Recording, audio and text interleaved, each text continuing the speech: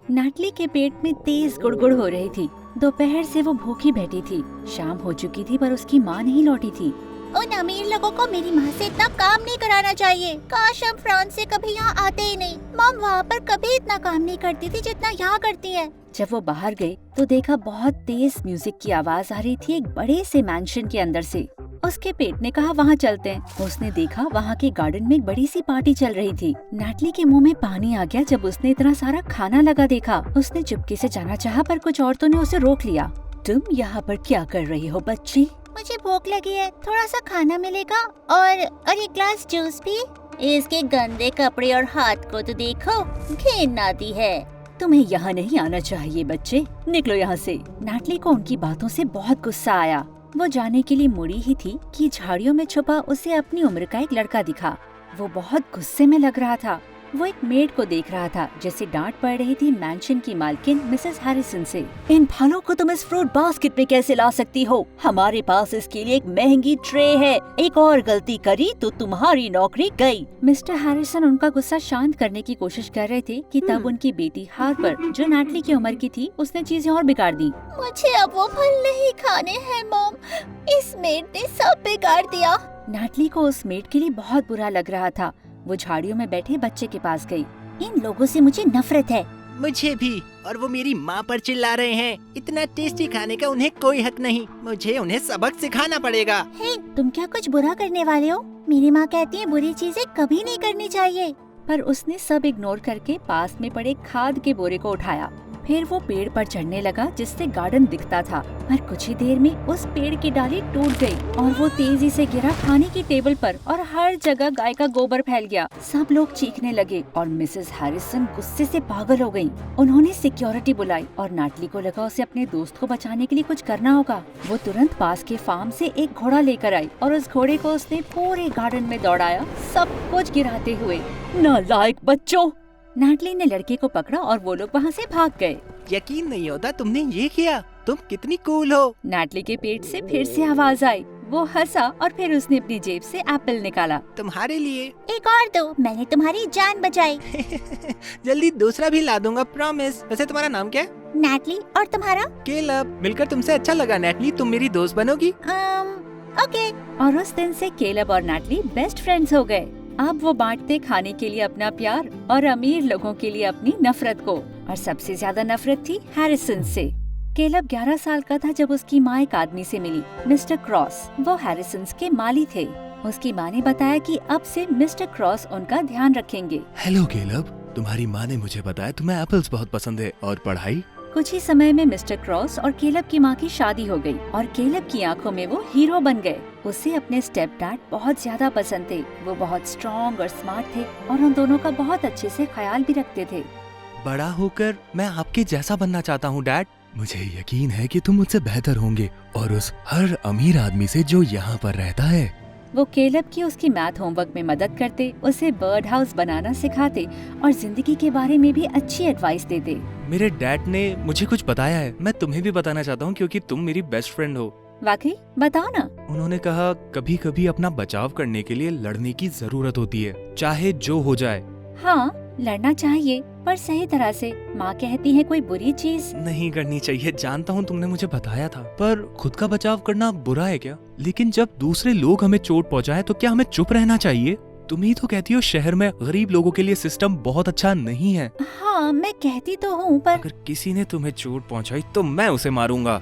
Caleb की बातें सुनकर नाटली काफी हैरान हो गई थी। अचानक जब वो थोड़ी सी खिसकी तो उसका बैलेंस बिगड़ा और वो गिर पड़ी। केलब हंसा और उसे उठाया। अब पता नहीं फेंस और जमीन को कैसे मारूं, पर केलब ने फिर फेंस को किक किया और जमीन पर पैर मारा। नाटली को ये फनी लगा। उसे अच्छा लगा था कि केलब उसकी रक्षा करता है। केलब के जैसे दोस्त को पाकर वो लकी फील कर रही थी। धीरे धीरे वो उसे बहुत ज्यादा पसंद करने लगी, पर ये मानने से हमेशा डरती थी। डर था कि कहीं दोस्ती ना बिगड़ जाए। एक दिन उसने सोचा कि केलब का फेवरेट खाना बनाकर उसे सरप्राइज देगी, पर ये देखकर उसे बहुत जलन हुई कि केलब कैंटीन में कुछ लड़कियों के साथ हंस रहा था। वो जाने के लिए मुड़ी थी कि केलब ने उसे आवाज देके रोका। क्या ये मेरे लिए है? इससे पहले वो कुछ बोलती, वो लड़कियाँ आगे और नाटली को घूरने लगी। तुम इस गधी के दोस्त क्यों हो केलब? सही कहा, तुम्हारे जैसे हैंडसम लड़कों को हमसे दोस्ती करनी चाहिए। तभी केलब ने अपना हाथ नाटली के कंधे पे रखा। मेरी गर्लफ्रेंड कभी नहीं है। वो सबसे स्मार्ट, सबसे कूल और सबसे सुंदर लड़की है। तो प्लीज उसके बारे में बकवास करना बंद कर दो। गर्लफ्रेंड? जब वो लड़कियां वहाँ से चली गयीं, तो नाटली केलब की तरफ मुड़ी। तुमने उनसे ये बकवास क्यों करी? अब वो लड़कियां मुझसे हमेशा नफरत करेंगी। तुम नाराज हो? हाँ, नाराज हो कि तुमने झूठ कहा। हम लोग डेट नहीं कर रहे हैं, हम बस दोस्त है ना। फाइन, आई एम सॉरी, पर अगर मैं उससे कुछ ज्यादा बनना चाहूँ तो? क्या मतलब? क्या मैं तुम्हारा हाथ पकड़ सकता हूँ? नहीं। आई लव यू नैटली, बचपन से तुमसे प्यार किया है। क्या तुम भी मुझसे प्यार करती हो? केलब की बातों से वो पिघल गई।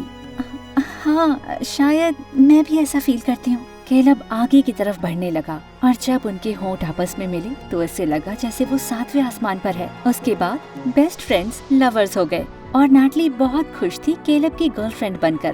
पर समय के साथ चीजें मुश्किल होने लगी थी। केलब की माँ बहुत बीमार हो गई और उसके स्टेप डैड की कमाई पूरी नहीं पड़ रही थी, तो मजबूरी में केलब को फार्म में और बहुत सारे काम करने पड़े। नाटली के साथ बिताने के लिए अब उसके पास समय था ही नहीं। दूसरी ओर हैरिसन के घर पर उनका परिवार साथ में डिनर कर रहा था।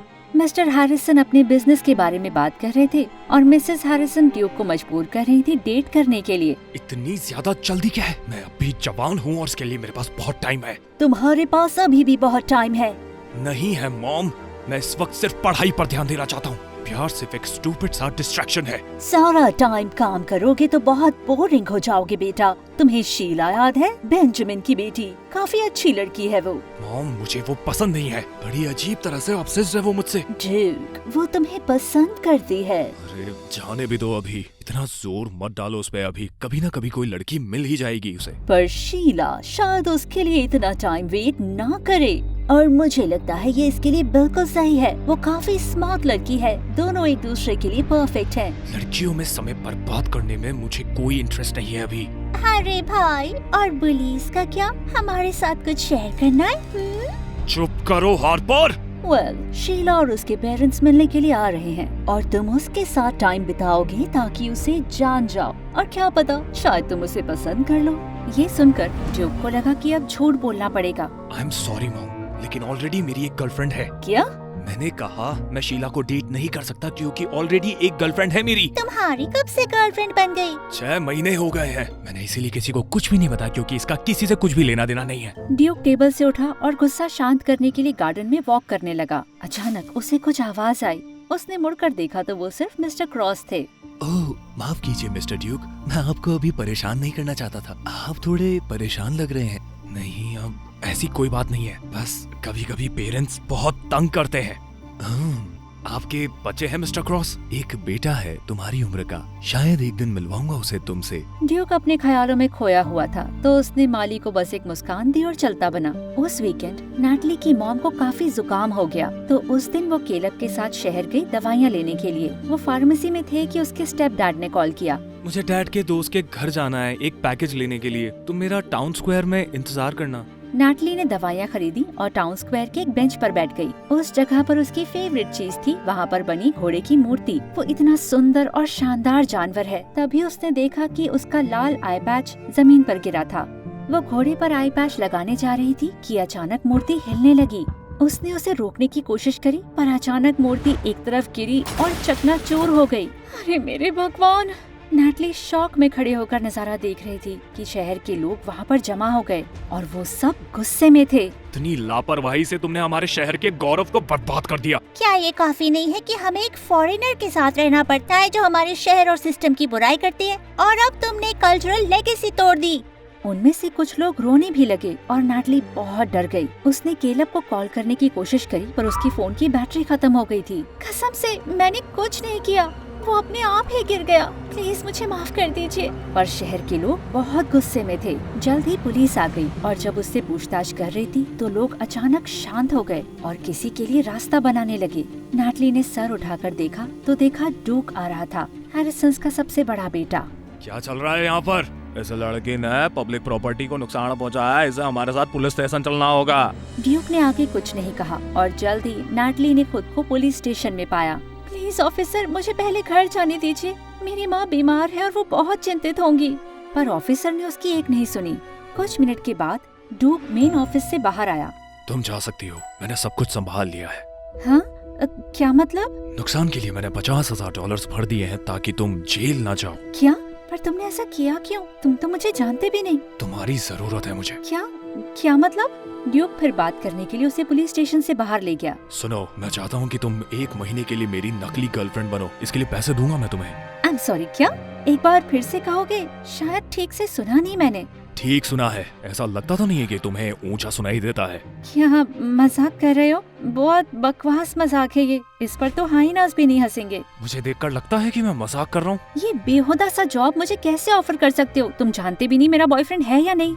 देखो, मुझे फर्क नहीं पड़ता कि तुम सिंगल हो या जो भी, मुझे कोई इंटरेस्ट नहीं है। मैं बस चाहता हूँ कि तुम मेरी नकली गर्लफ्रेंड बनकर सबको कन्विंस करो कि हम प्यार में हैं, स्पेशली मेरी फैमिली को। पर तुमको एक नकली गर्लफ्रेंड चाहिए क्यों? तुम तो असली गर्लफ्रेंड बना सकते हो। किसी को भी चुन लो, बस मेरे अलावा। वैसे भी तुम अमीर लोग जो चाहे ले लेते हो। तुम्हें नकली गर्लफ्रेंड बनने के लिए कहा है, मेरा इंटरव्यू लेने के लिए नहीं। प्राइवेट में हम लोग अजनबी होंगे, बस अपने काम पर ध्यान देंगे। कल तक एक कॉन्ट्रैक्ट तैयार कर लूंगा। तुम्हें ऐसा क्यों लगता है कि मैं मान जाऊंगी? मुझे नहीं चाहिए ये अजीब जॉब। चिंता मत करो, तुम्हारे पैसे किसी और तरह लौटा दूंगी। और कोई तरीका नहीं है, ये नौकरी ले लो वरना सारा पैसा अभी वापस करो। जितना पैसा तुम्हें बचाने के लिए लगाया है वो सारा का सारा पैसा मुझे अभी चाहिए। ब्लैकमेल करने के लिए नाटली उस पर चिल्लाना चाहती थी, पर वो जानती थी उसके पैसे नहीं लौटा पाएगी। सोच के बताती हूँ। मेरे पास ज्यादा समय नहीं है, सिर्फ 1 दिन दे सकता हूँ। कल रात मुझे कैफे में मिलो, बिल्कुल इसी समय पर। इससे पहले कि नाटली कुछ और कहती, वो मुड़ा और चला गया। जब वो घर पहुंची तो देखा केलब ने उसे मैसेज किया था कि आज वो अपने डैड के दोस्त के यहाँ रुकेगा। नाटली उससे बात करना चाहती थी, पर डरती थी कि केलब कैसे रिएक्ट करेगा। वो अपनी मॉम को भी ये बात बताकर उन्हें परेशान नहीं करना चाहती थी। तो देर रात को वो फार्म में अपने फेवरेट स्पॉट पर गई सोचने के लिए। तभी अचानक वहाँ केलब आ गया। हे, तुम यहाँ क्या कर रही हो?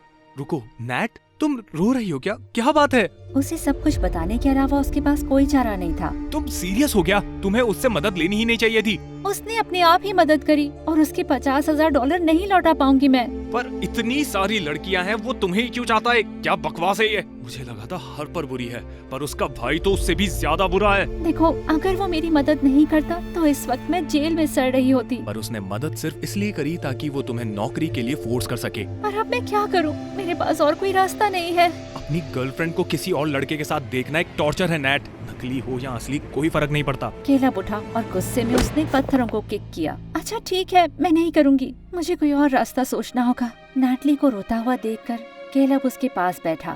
Okay, I am sorry. रोना मत प्लीज। चलो हम बात करते हैं। तुम बस एक्टिंग करोगी और ये सिर्फ 1 महीने की बात है ना? और तुम्हें यकीन है कि वो इन सब के लिए बहुत सारे पैसे देगा? हाँ, मैं नकली गर्लफ्रेंड रहूंगी। उस गधे से तो मुझे वैसे भी कभी प्यार नहीं होगा। ठीक है, फिर कर सकती हो, पर मेरी एक शर्त है। क्या शर्त है?